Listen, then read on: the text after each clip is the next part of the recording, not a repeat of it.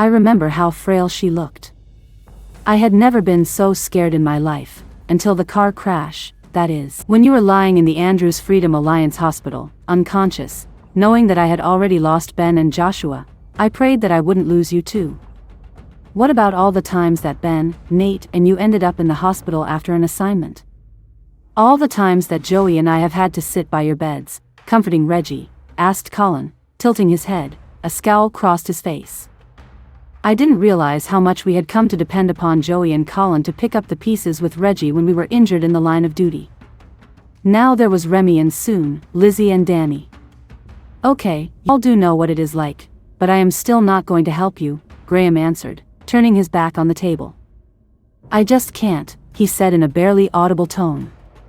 Then in a shaky voice, he continued, what if something happened to Bree while I was assisting in this investigation?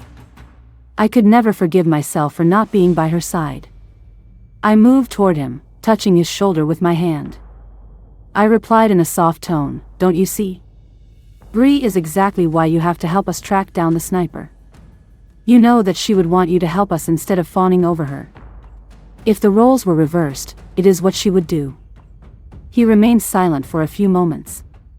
Every second that ticked by convinced me that I hadn't gotten through to him. While searching my brain for another technique, I felt him grab my hand. I hate when my agents are smarter than me, he started, spinning around to face me.